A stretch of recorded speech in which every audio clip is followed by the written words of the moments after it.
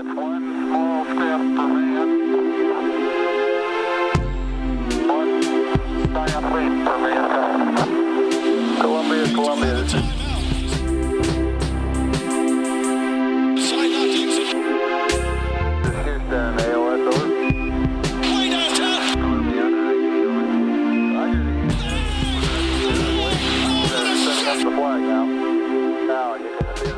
Welcome, everybody, to the TKW Podcast. I'm Anthony Corbo. You can follow me on Twitter at Corbo Anthony. I'm joined today by my wonderful co-host, Kyle Maggio. At Kyle Maggio. What's going on, everybody? And the man himself, Bryan Gibberman. How's everyone doing? What's up? How's everyone going? That didn't really make any sense. It's been said many times in the past. You're not the first. Follow him. He's at Bryan Gibberman on Twitter. Follow the Knicks Wall. We're the Knicks Wall on Twitter, TKW Podcast. Finally got the keys to the account back. Shout out to Matt Spendley for giving me that password. So TKW Podcast account is back and running again. What else? Subscribe to our YouTube channel. Head to our iTunes page or your podcast platform of your choice. Give us that 5-star review. Give us the subscription. Give us all those great things. And then, last but not least, head to theknickswall.com. We've got plenty of content there. Links out to everything else that we're doing. Just stay in the know. Basketball comes back tomorrow for the Knicks. Today, if you're listening to it, most likely. And we're stoked. But I don't know. It's been so quiet this week. I know we recorded an episode on Sunday night, and I know we're going to this point now where we're like a day after where we usually record, but I feel like I haven't recorded a podcast in like 3 months. It's been like 4 days. It's unbelievable. It's only felt like 4 days to me. I just, you know what? I've been like, I had to like even quick catch up on all the things that are going on with the Knicks right now, because I've just been like, I've been taking my All-Star break. I haven't listened to like any, NBA podcasts. I haven't listened to, I haven't really paid attention to much that's going on, like, within the player relations side of things. Like, I didn't even really watch Duke-UNC last night. I only stayed for the highlights there. But, I guess, the Christmas break is over. We're getting back into it now. And why don't we start with the game? So, Zion Williamson had his shoe explode in a fashion like we've never seen before. Although Kyle reminded us right before we started recording about Tony Roten doing something similar in 2013. But yeah, I mean, the shoes couldn't hold him. You take a look at it, the sole just straight ripped off of that. And now Zion Williamson has a knee sprain that's not major or anything, but what a scary moment for Knicks fans all over. Yeah, I mean, we have all of our hope invested in getting that number one pick. If nothing else, that's at least one thing. If we get that pick, we can control that we're going to get a Zion. But for a moment there, everybody held their breath. I didn't think it was it looked overly bad, but you never know with knee injuries. It might not need to look bad sometimes. So turns out I think it was just a strain, and thankfully the future is intact. So I have a couple angles here. One, from a scouting perspective, and this was my first time watching Duke. I had watched North Carolina previously, but Michigan kicked the shit out of them so badly. It was completely useless, and it was very early in the season. From a scouting perspective, Zion not playing in that game, I actually found more helpful because we all know what Zion is. I don't know personally, but every single person that I trust from a draft perspective thinks he's far and away the number one pick. Like, we really don't need to see him play. Without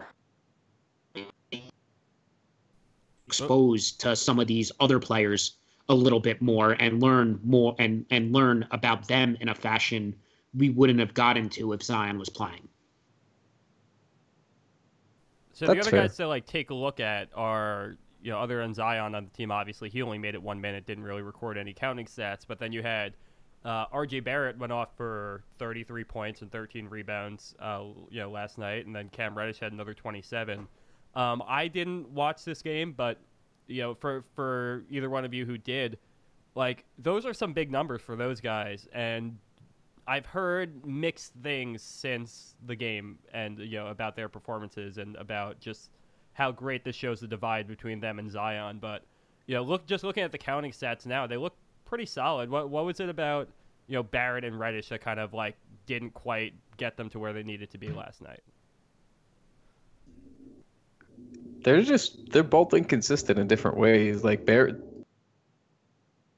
there was like a Harley right as I go to talk. No, but Barrett's like a streaky shooter right now. I think he translates well as a pro, but he just is what he is. He's a young streaky shooter, and he wasn't really on. And then Reddish looked pretty good, I thought, and he's another one that's very in play. Any one of these kids are very in play for the Knicks. But I like what we talked about this in our Slack chat, but we were talking about Reddish's defending a little bit, and you can never have enough of those kind of like long, active defenders. So I saw some good things, and to Brian's point, yes, like when Zion's missing, it does force you to really focus in on those other two guys. So I still don't know which I really prefer. I know everybody thinks Barrett's the lock for number 2, but I got to watch them just a little bit more closely here down the stretch.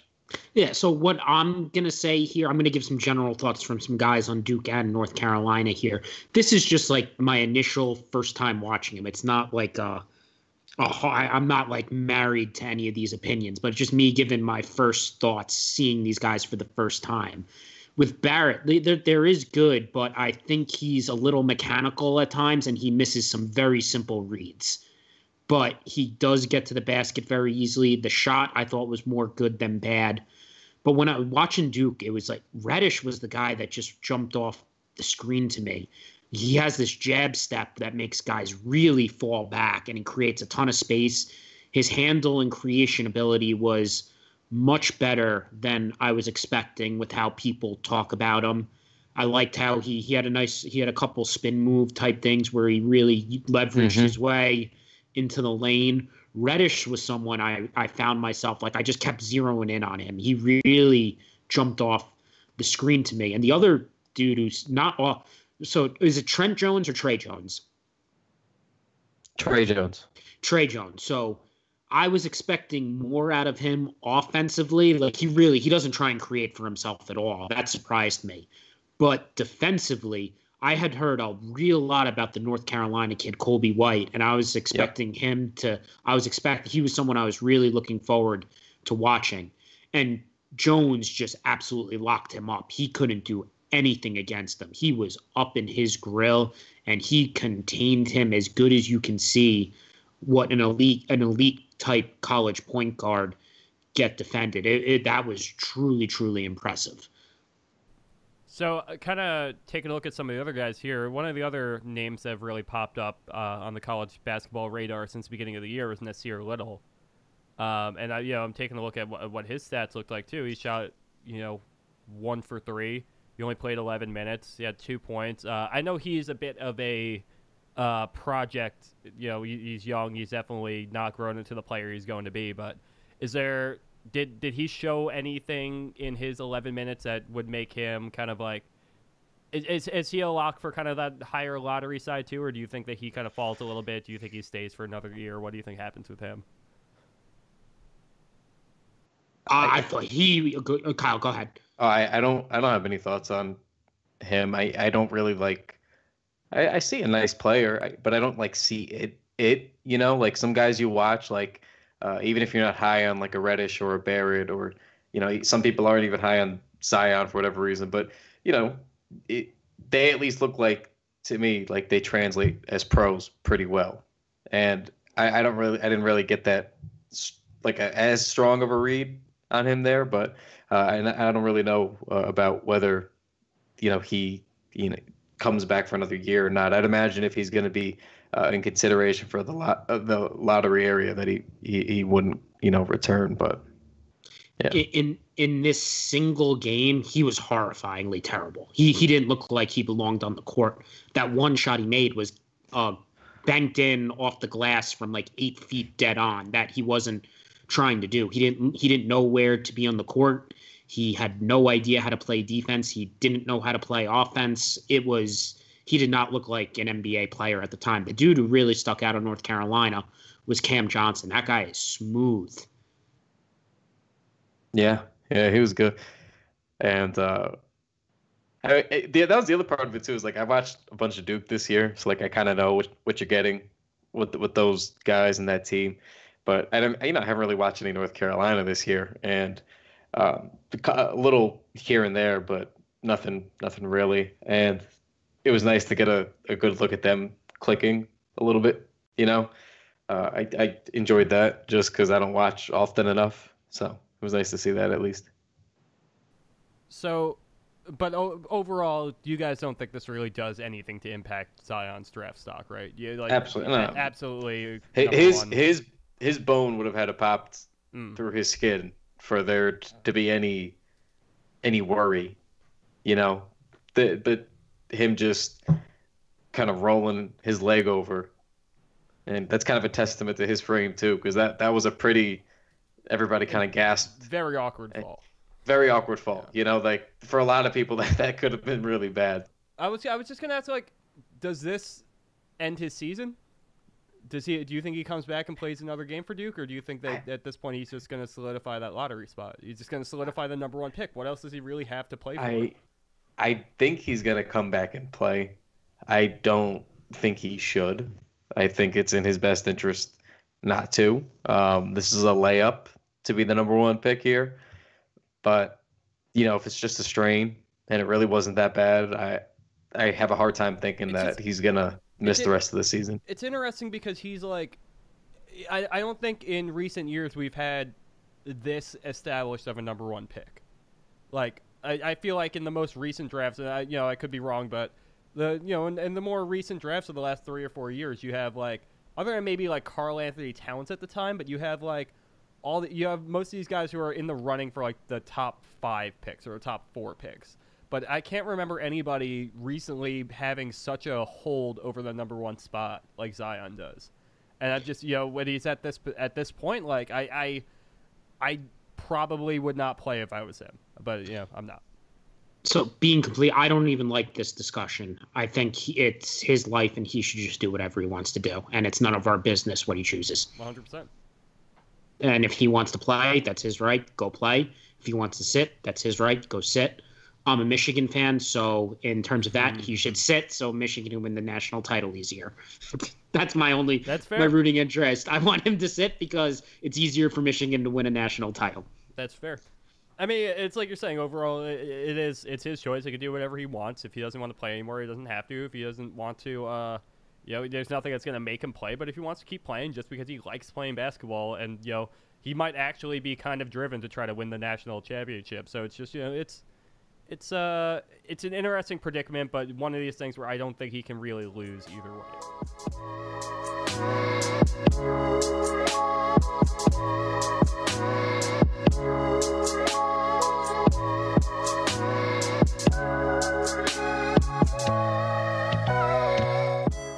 But anyway, why don't we turn our focus a little bit more to the team that we're supposed to be covering, the New York Knicks, who have not made. It's been a quiet week, obviously, since since the dunk contest and Dennis Smith getting into the final, and there, hasn't been anything going on too heavily since then, except for a couple of signings.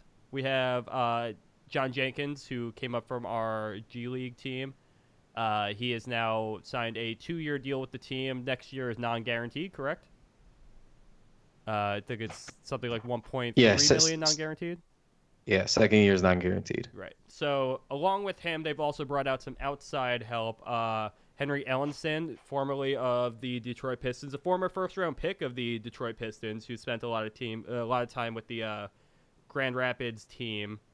I almost call them the Griffins because I only know what the Grand Rapids AHL hockey team is, but what are they, the Grand Rapids Drive? Yeah. But Ellenson and Jenkins joined the team. Obviously, the Knicks have had quite a little bit of roster turnover recently. Obviously Cantor's gone. You had the Porzingis trade and all the pieces that came from that. Now Wesley Matthews is gone too. So there's definitely some holes to be filled for this team, and definitely a chance to show off some of the potentially G League talent to just see who can get back into the fray. But Brian, let's start with you. Just kind of give me your overall impressions on John Jenkins signing with the team for 2 years and Ellenson joining on a 10-day deal. Oh, the most important part of the Jenkins contract is that you can make it a 1-year expiring contract for just under $2 million that can be used in a trade. That's where the value in Jenkins' contract comes in next year if they need to put together a deal. It's more salary that you can use. Henry Ellison, I don't think I've ever watched him play a single second of basketball, college or the NBA. Yes, same here. I was kind of digging around to see what I could find on him today. I know, like, and I've watched the games where they played the Pistons in the past, and I know that he was either present or playing, and for the life of me, I can't remember anything about him. So I wish I had something insightful to say here, but you know, I saw some people talking about him, what they liked about him. Some people say he's athletic, a big body. Basically, he's tall. So he's a really, really nice pickup if you have ever played the basketball GM game. If you ever, basketballgm.com, little plug for them, but just sign, when he becomes available, he's one of those guys that ends up like irrationally skyrocketing to like starter level. So, if his virtual presence has any, inclination on how he'll be with the Knicks, then this is a great pickup. What's that game you were just talking about? You never played basketball GM? No. Oh man, you're gonna get hooked. It's basically like just a really simplified version of like 2K GM mode. You just like, you can like download a roster from the internet that has all the player files and like ratings in it and everything. And then you just kind of like can upload that to the game, and then you can do like a GM mode with like a salary cap and finances and everything, and just kind of simulate through seasons of, trying to make the finals and stuff. Yeah, it's wonderful, and all of you go play it, because honestly, it's a great way to unintentionally waste like 6 hours. So Jenkins, obviously, we've seen a little bit out of, and like you're saying, like his contract and the things that they could potentially use of that are probably the most interesting things about that. But I think there's actually like probably a rotation NBA player in there, fringe rotation guy. But he's I'm excited to see a little bit more out of him, at least for the rest of the year. We obviously are kind of weak at shooting guard now since the Hardaway trade and Wesley Matthews got bought out, so there's definitely some minutes there. But speaking of that spot and just the backcourt in general, Frank Ntilikina and Emmanuel Mudiay haven't played since the trade went down. They haven't played since a while before the All-Star break, but all signs seem to indicate that I don't think anything official has been announced yet, but they will likely be back for the game tomorrow, correct?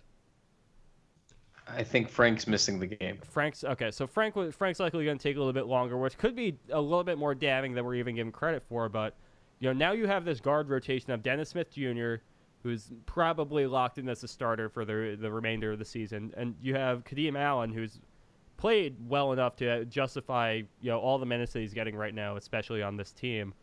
But then you also have guys like Mudiay, and you have Ntilikina, who obviously have to get into the mix here. And it seems like we got rid of Trey Burke, but we're still in the same situation where we just are loaded up at these guard positions, and somebody is going to kind of have to pay the price for that. I was talking about this with some of the fans from the TKW account yesterday, and I tweeted basically that this is the last thing that Fizdale should try to do is like thrust Mudiay back into a lineup with Dennis Smith Jr. Because it's very obviously a bad decision. It is pairing Dennis Smith Jr. with a very worse version of Dennis Smith Jr. And I think Mudiay is much improved this year, but it doesn't make any sense. So those set of comments anyway, I'm gonna wait and see what Fizdale actually does. Again, we know he's kind of a player's coach. This is a conversation we had in our Slack chat earlier, which is fine. But doing it with like an Emmanuel Mudiay is a little bit strange. But I mean, maybe he's just trying to do him a solid. We knew he loved him. Since he got hired here, basically this was his little project. So I don't know, but I think that's the obvious odd man out. I don't know that you could squeeze Kadeem Allen when he's playing really well on both ends of the ball. I just don't think you can. He's really, proven to earn his spot at this point. It's like he's kind of proven more than the other guys have so far this season. I think he may have done more than Ntilikina has done all year. I mean, he's playing consistently well on both sides of the ball, and he's actually, filling up the box score too, which it's very evident when you watch him how active he is on both ends. So, I don't know. I mean, he's earned it. I don't know how much time we're going to see Jenkins get on the floor, but I can't see them not playing Allen. It makes no sense. I'm not going to overreact to the quote about Fizdale talking about playing Dennis Smith and Moutier together yet. Yeah. I'm going to get he's going to try it. There's it's going to happen, Fizdale is he has an unusually large ego for a coach is a thing that I'm fairly confident saying. How soon until we see a lineup of like Moutier at the 3? But so I'm gonna let it happen. I think Ty tweeted that out earlier. Oh really? Yeah. I'm gonna let it breathe. I'm not even gonna when it happens on Friday. I'm not gonna get mad. I'm not gonna react. I'm gonna give it a week. When it fails miserably, if he goes past a week of doing it, I'm gonna lose my shit. The team sucks. I'm really not asking for a lot. I just want to watch my shitty basketball team play players I want to watch in lineups that make somewhat logical. That's all I'm asking for here. I can't believe he's still on the team.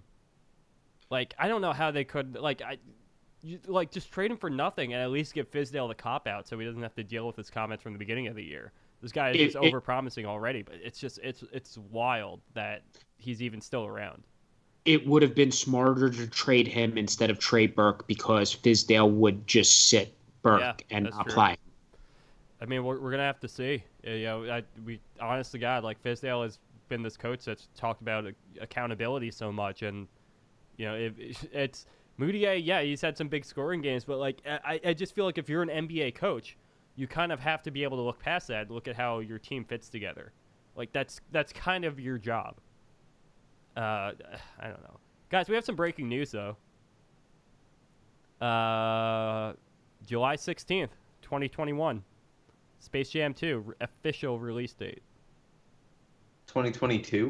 2021. Oh, 2021, sorry. Yeah. Okay.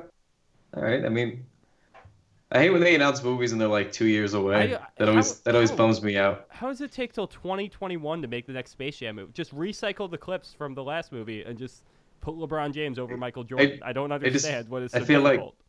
I feel like so much can happen between them too. I think this movie gets I think they're gonna have a script and they're gonna throw it out at one point and they're gonna go through 3 directors and everything. I don't think this movie's coming out till 2024. This is when DC announced their new universe and how they were gonna lay the movies out one by one, and they set the Flash target date initially was 2018, and I was like, okay, yes, that's awesome. And this is a year or two in advance already as it was, and then all of a sudden it was 2019. And I was like, okay, 2019, and then it was 2020. Oh, maybe there's not even a movie now. And I was like, no, we should have had them. Why would you announce that there was a movie coming and then not do the movie? It's a long time to wait. Did you see that Anthony Davis is going to be on The Shop too? It's so funny. It's so funny the lengths LeBron goes to just that picture he had with Anthony Davis during All-Star Weekend. Then of course, right after All-Star Weekend, he's on The Shop. Of course he is. It's world class. It's world class trolling at this point. It really is, and he has all the power to do it. He just strikes me as the kind of guy who doesn't get a haircut very often, as well. I'm just mainly judging by the unibrow here, but he just seems like a kind of guy who's okay with letting it go a little bit, getting a little bit of scrub going. So for him to be sitting in a barber chair, so coincidentally, at the same time as all this failed trade attempt and everything's going down, and this overall coup, I don't know. I just don't know. God bless Twitter that they'll just tell me what happens and I won't have to watch it myself. Oh, I have not watched an episode of The Shop. I have. It's pretty good. Is it good?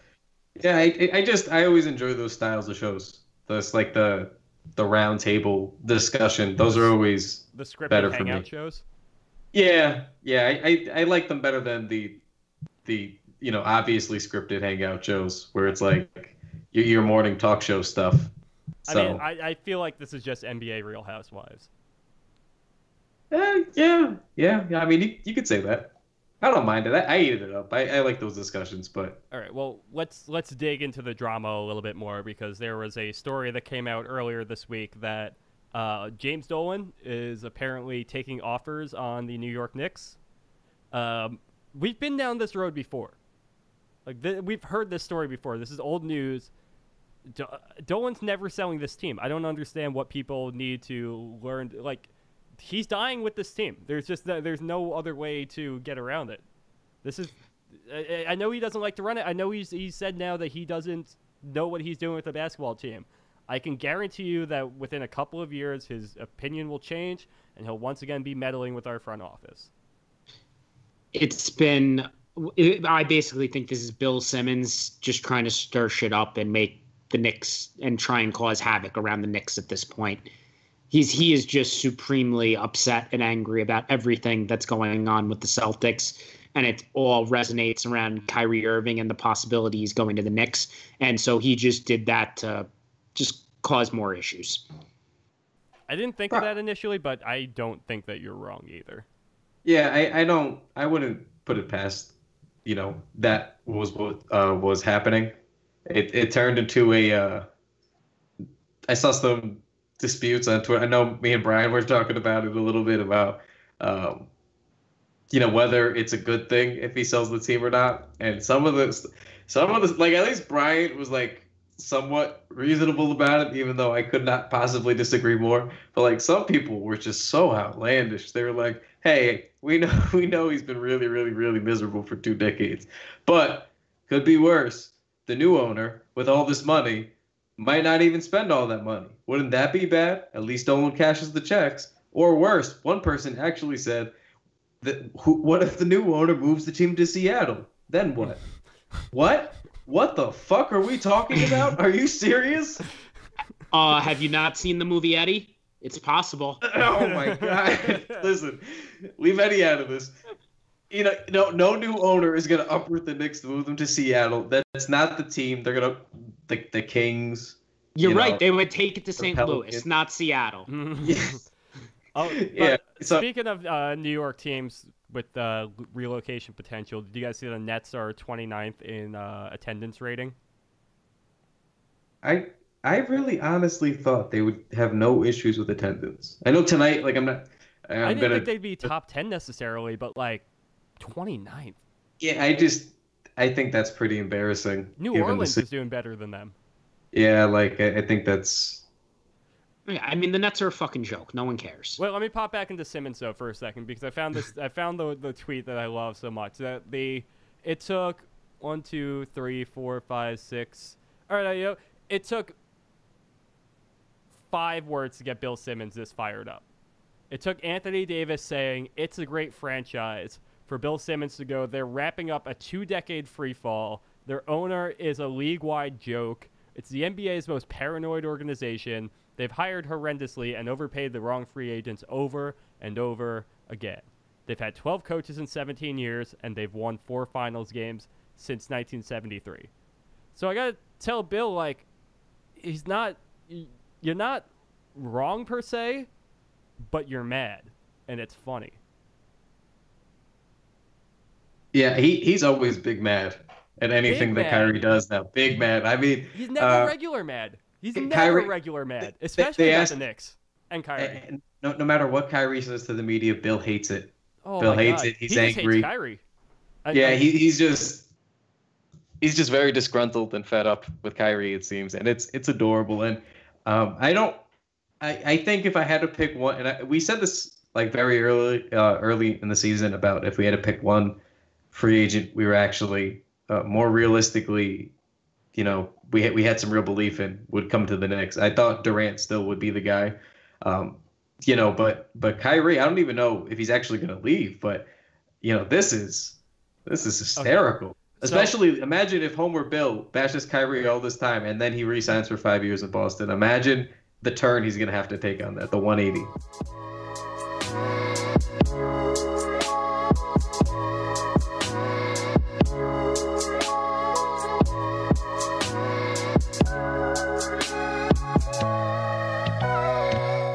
right, well, we're gonna get into Kyrie in 1 second. Let me just remind the people to head to knickswall.com. Check out. We have a couple of really good articles up right now. I just want to plug one or two of them. The first one came out today, and it's all about Noah Vonleh and how he's kind of like pretty much disappeared from the rotation. And we haven't really talked about him too much, but if you head to knickswall.com, I'm trying to figure out who wrote that piece. Yeah, it was Harrison Leo, host of the Reddit NBA podcast as well. He is discussing just what is happening with Noah Vonleh, how we went from a prominent starter in the lineup to a piece off the bench. So check that out. We have plenty of other good articles up there. We're playing on Twitch, pretty much most nights of the week, 3-4 nights of the week. We got TKW highlights coming out all the time.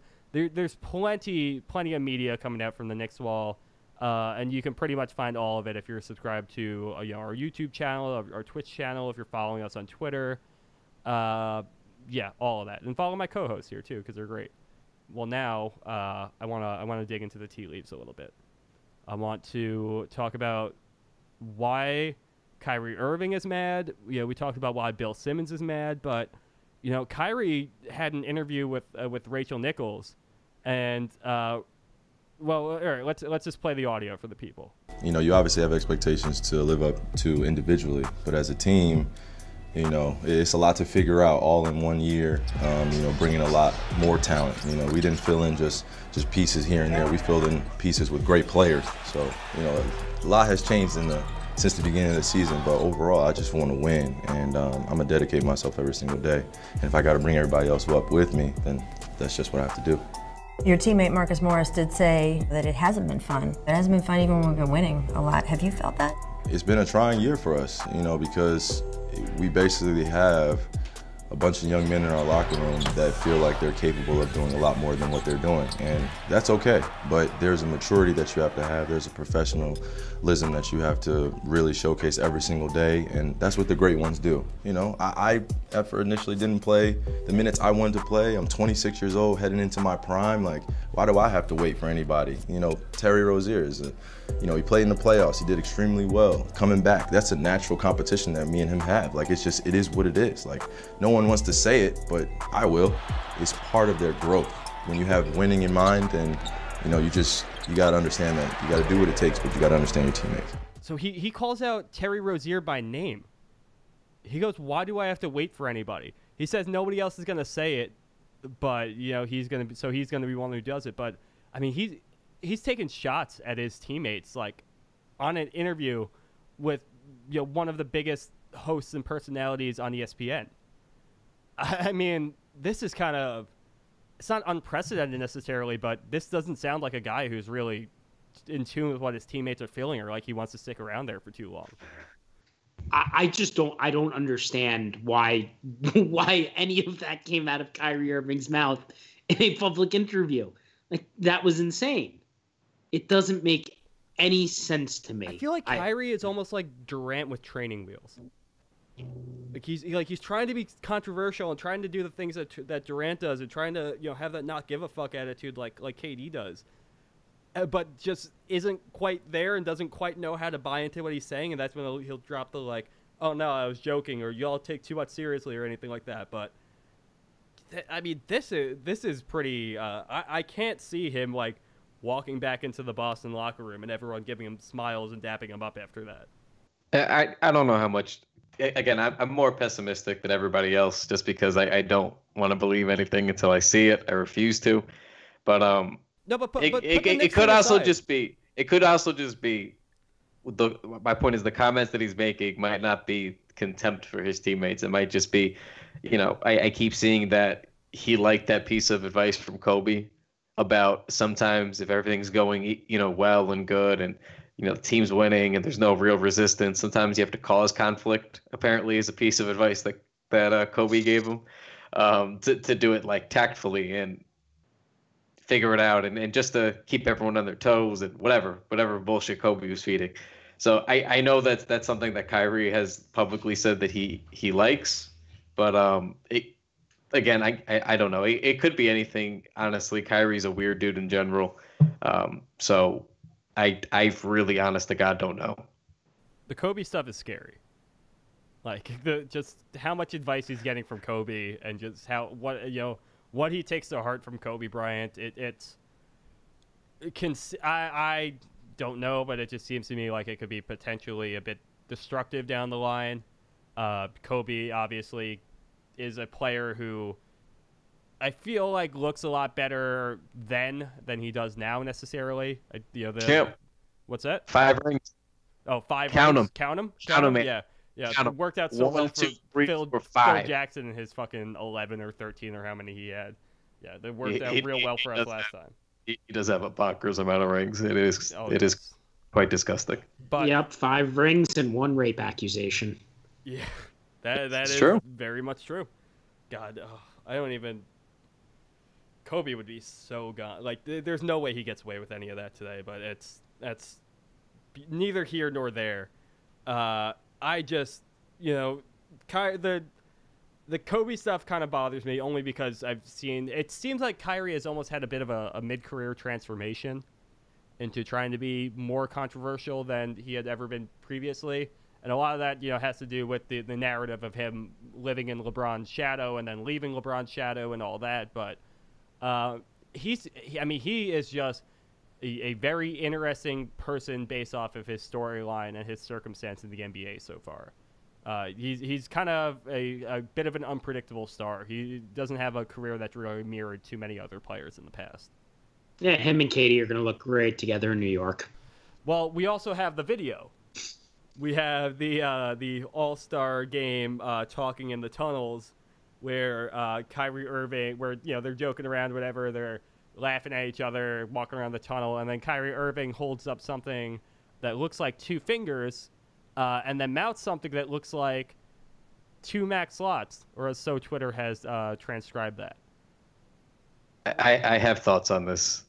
Go for it. Go for it. I want to hear him. Okay.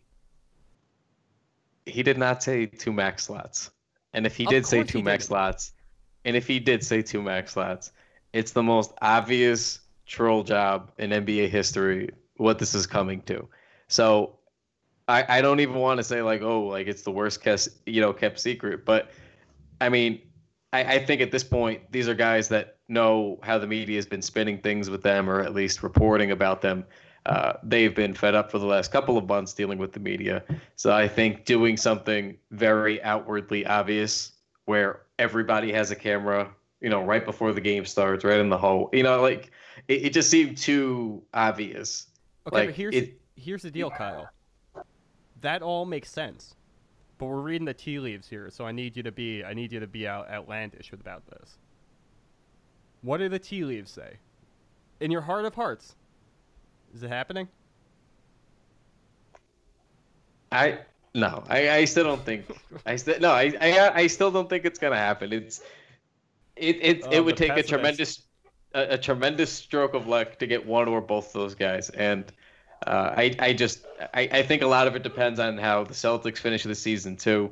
So the thing about that is with Kyrie, I think KD pays attention to the media stuff. I don't think Kyrie is. I don't think he's on his Twitter updating, reading things and seeing what people are writing about him. I think he's just off in his own little world.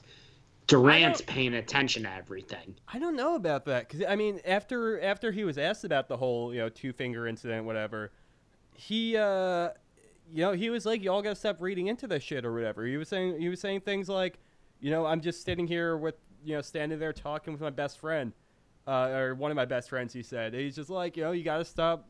Everyone's gotta stop reading into this shit. I think it is starting to bother him because I think he's getting to a point where he just can't ignore everything anymore. That's because he gets asked about it all the time. Sure, that's true. I just, there was this thing that's like, I was listening to the Ringers NBA show today, and they were saying, I can't remember exactly who it was who was saying it, but they were talking about how, they made a good point where Kyrie tries to do this thing where he's tries to be the quiet anti-star who doesn't want to deal with any of the media attention or anything. And then he goes on like an interview with Rachel Nichols where he calls out Terry Rozier by name, and talks about how he doesn't want to have to wait for anybody else because he's a 26-year-old entering his prime. It's just it's fascinating to me how, and what they were saying as well, it's just how duplicitous he can be at times. He wants that major star. He wants to be like, he wants the Kevin Durant, but he's got too much of Kawhi in him too at the same time. So he just jostles back and forth on just what kind of star he is. So he's just a fascinating player to try to read. I think you put it really well there about how he goes back and forth like that, because remember, he did want to leave Cleveland to have his own team and run a contender, basically. Sounded like a dinosaur. Yeah, I thought that was like a rancor or something, or some kind of Star Wars creature.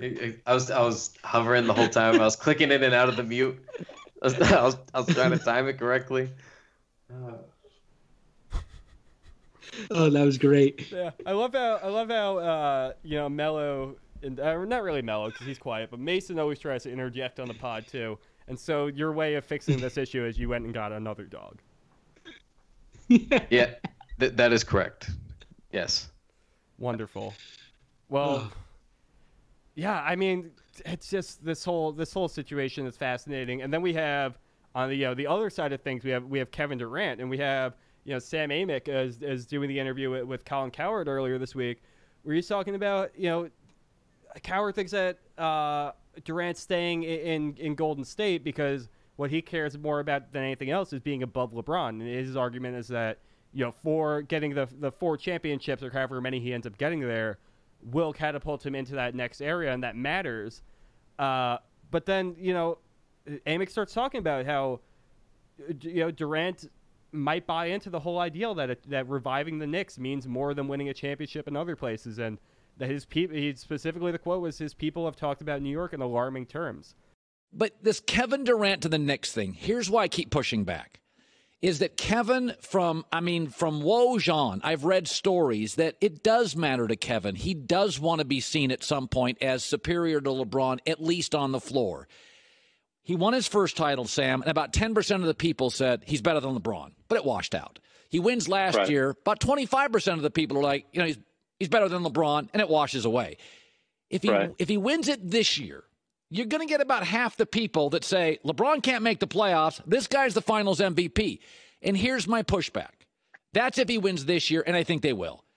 If he came back and did it a fourth, I think Golden State, based on, can the Eagles maintain? But God, Sam, if he won 4 there, I think there's a lot of people in bars and sports bars around America that they're just going to say Kevin's better than LeBron, and I think it matters to Kevin. I don't see him leaving Golden State soon. Do you?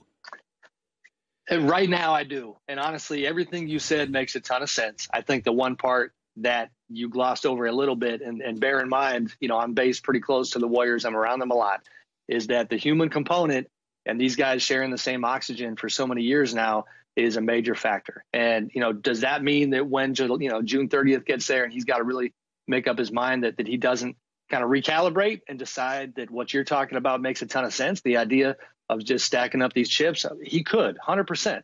The Knicks thing is fascinating though, because as you know, there's this kind of unique calculus in sports media and sports fandom where the idea of getting 1 championship in New York is worth however many somewhere else. And that's where I think in his mind, that prospect of going there, doing something like that, obviously that's a pretty tough mountain to climb, but doing it in that market, in that city, with that friendship he has with Jay-Z, who knows better than anybody kind of what New York can bring you, I think that is what he's looking at. And it's funny because as I was waiting to jump on with you, I heard you breaking down the Russell Wilson story and the idea that back channel conversations, as you know, agent conversations drive a lot of this conversation that we have.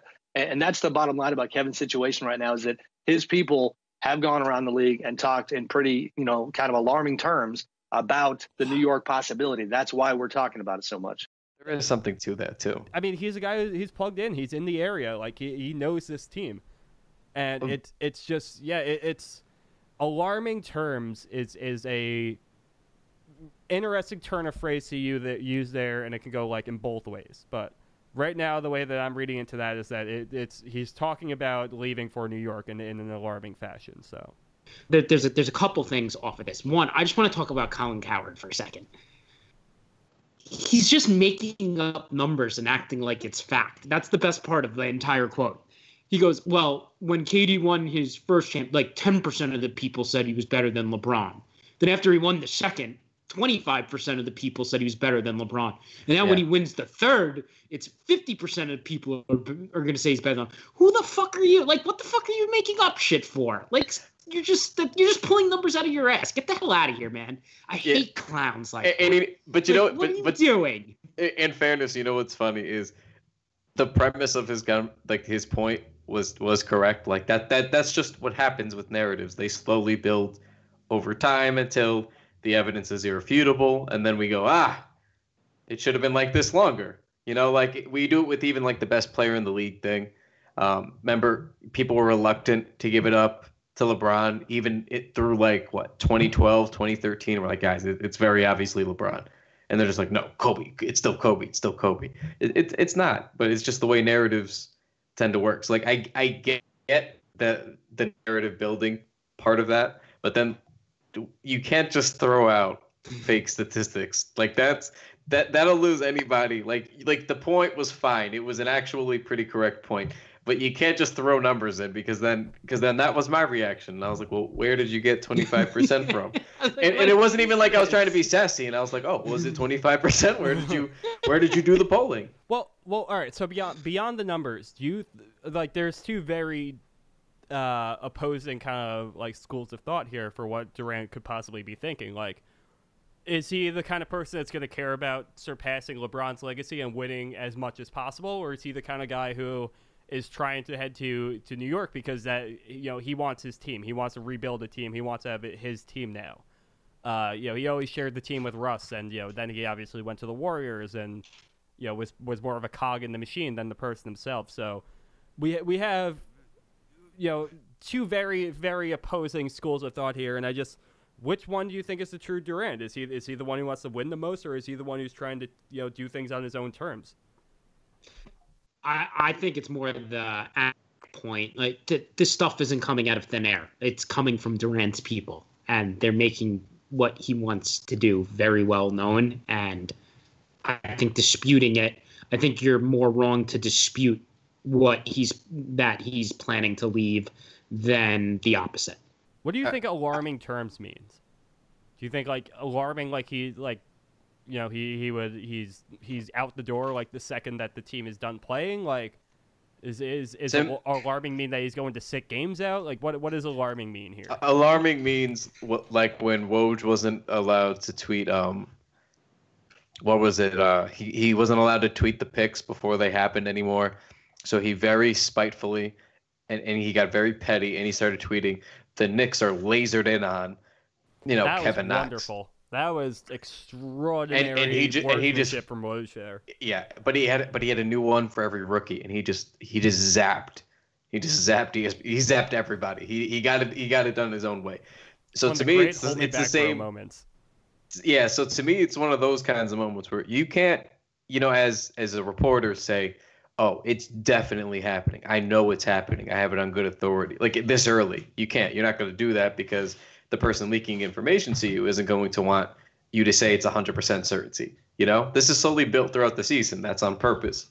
So to me, it's more of like that's as close as him saying like, hey, it's a lock, like he's going, without him being able to say it's a lock, he's going. Like that's basically him saying Kevin Durant's people have told him they are, that he's going to the Knicks. Period. Like that was my take on it. Now I don't know if that's to force the Warriors' hand, maybe get rid of Draymond, give KD another max. He can ride off into the sunset. Where's Draymond been? I haven't heard a peep out of Draymond in months. He's been playing good basketball again, is what he's been doing. Yeah, yes. That's not exciting. That's not fun. It is, because I think it's better if the Warriors win it all than if they lose. Yeah, but I want to hear. I want the drama. I just want the Warriors to win. I'm here for Kevin Durant to be on the Knicks. If they win, I think he's an unquestioned top 10 or 15 player Like, I mean, I think I would make the case that he's there already, but I mean, this would sort of cement that, right? I mean, he'd have the MVPs, the scoring titles. He's going to start moving up the scoring records. He'd have 3 championships. I mean, he's the all-time greatest player in NBA history. I don't know what else there is to dispute. Okay. Man, okay. We really glossed over. We really just blamed Dolan trying to sell the Knicks on Bill Simmons very quickly there, didn't we? We forced that right onto him, and I appreciate that. I am here for forcing whatever problems we have onto Bill Simmons in the future. Well, he might not pick up our podcast then. Oh, what a shame.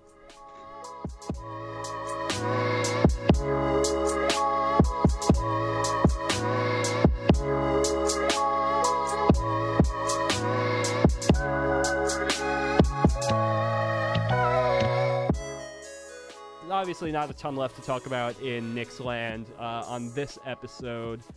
So real quick, why don't we just take a look at what the Knicks have ahead of them coming up? So, tomorrow night or tonight, depending on when you're listening, Friday is the Knicks' next game. They will be playing against, man, I always do this. I just transition to something before I'm even prepared. The Minnesota Timberwolves. Playing at home. It's going to be interesting to see what the lineups look like in this game. I think that's really what we're all looking for. We're looking at who's rested. We obviously are most likely going to have Moutier back in this game. What storylines are we looking for now after the All-Star break? I mean, who are we really looking to see minutes out of here? Who are we looking to see really establish themselves as in these last 24 games? There's only one player on the Knicks who matters, Mitchell Robinson. That's all I'm here for. Flagging Maggio Gibberman here.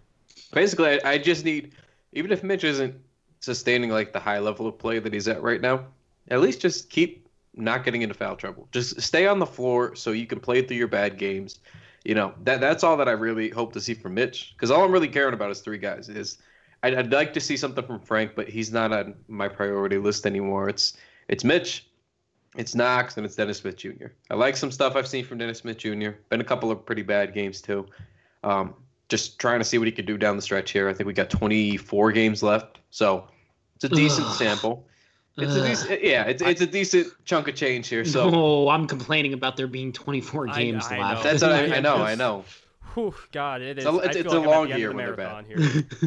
Yeah, so I'd like to see him string something together, and really. I think for him to be, the best player on this team for the rest of the year and really look good, and he's scoring a lot, assisting a lot, turnovers are down, he's shooting a little better. Just something to really ride high, because if the Knicks swing and miss, I at least want to feel good about, really good about potential star power in one player. And Knox, just please shoot over 40%. Just keep it over 40%. That's all I ask, buddy. Yeah. Just how about for one game? Just one game. And you guys know I love Kevin Knox. Just please, but we're rooting for you, buddy. But this is not it, my friend. We can't do, we cannot do these 33 percent field goal percent shooting nights with the bad defense, and you're not hitting the boards. And I think he's gonna be a hell of a pro one day. But right now, buddy, I just 40% up. That's not bad. It's 4 out of every 10 shots. We've seen you do it in December. It almost can't get worse. So please, just shoot a little bit better. No, on a serious note, I just want to see Mitch, Knox, Dotson, Frank, and Dennis Smith Jr. play significant time together once Frank is healthy, and just let me be entertained by that. On that same note, I want to continue to see what we've seen out of Trier over the last couple of weeks. Off the bench, he's looked pretty solid again. He's kind of regaining the early season form. You guys mentioned Dennis Smith. I mean, that's figuring out where Damian Dotson can fit into the lineup. This is getting to the end of his second season, and he needs to kind of establish where he's going to be, if he's going to be, kind of a starter for a little period of time, if he's going to be a bench player for this team, or if he's just not going to be in the rotation. Need to see a little bit more out of him. Hazonia, I don't care about. Luke Cornett, I'd like to still see him play a good amount, just to see, because I'm at a point where I don't know if there's anything in him, or if there is, if there is going to be an NBA player, out of him one of these days. Maybe a little reunion tour or revival tour for Noah Vonleh would be great. Do you know how many games Isaiah Hicks has played in this year? I think he just played in the one. He's played in one game. Do you know how many minutes he's played this year? 10, maybe. It wasn't a lot. He's played 1 minute. Yeah, I mean, he was in for 10 was generous. Yeah, in hindsight. So I'd like to see him play a little bit more, but I mean, I don't know. I'd like to see him go back to the G League probably, get his run there. This guy's been on the roster for 2 years now. I mean, you gotta see if there's anything to this guy. Hey, the Cavs beat the Suns. Is that good or bad? Oh, wow. You said Cavs beat, and I got real excited for a minute, and then you said Suns, and I don't even know. I think that's good. Of either of those two teams, I'd probably rather see the Cavs get that win. I'm pulling up Tankathon now. I refuse. That was bad. That was bad. That was bad. That's not what you want. The Suns, I can't. We're in the second spot now. I refuse to run Tankathon until the actual draft. I'll run Tankathon once on the night of the draft, but I refuse to until then. I hate the mock drafts. I haven't done it all season. I hate the mock. Don't mock. Like, I'll do the Tankathon thing for TKW because it's fun. Everybody enjoys that. I enjoy 12 times so you get the number one pick and then you tweet it out. I know. Yeah. Right. You know, the game is the game, right? But I can't stand like the daily speculation. Like, oh, today we got RJ. Oh, today we have Zion. Oh, it's like if we're at the bottom, like I'll make the Zion jokes, whatever. But like when we're bouncing around between 1 and 3, we need breathing room here before we get nuts. Like, I will say though that if you're gonna look at any any draft rankings or coverage or anything like that, Mike Cortez is about to have the 3rd edition of his draft board come out this Tuesday. So I mean, if you're a Knicks fan, that's the only one you're really gonna care about because it's all the guys that could potentially be falling to us, and Mike knows these players better than any of us on this pod. So definitely go check out that piece. The Suns and Knicks play on March 6th. I will be at that game. Most likely, they're not going to have a combined 30 wins between the two teams. No. On March 6th. Knicks don't hit, I mean, this is kind of an obvious question, but Knicks don't hit 20 wins this season, right? No, will they hit 20? Will it be 25 combined wins by the time that game comes around? What are the Suns now? Like, do they have 11 or are they at 10 still? They're at 11, and the Knicks are at what? 11. So 20. They're at 22 20 right now. What is that? What did you say that is? The 9th? March 6th. March 6th. Oh, Jesus Christ. That's even closer. How many games do they have before then? They have 1, 2, 3, 4, 5. Knicks have 6 games up until then. The Suns have 1, 2, 3, 4, 5. So what we could have potentially, the most they could have is what, like 33 wins? They need to win between the two teams to get to 25. What they need to win 3 games? Yeah, they're at 22. They would need to win 3 games between the two teams to have a combined 25 wins by the time I go to the game. I mean, to be honest, the Knicks' upcoming schedule, I mean, they got the Wolves on Friday. They got the Spurs on Sunday, which will be tough. Then they got Magic on Tuesday, Cavs on Thursday, Clippers the following Sunday, and then the Kings, and then the Suns game. So, I mean, this is probably the Knicks' easiest stretch of the year.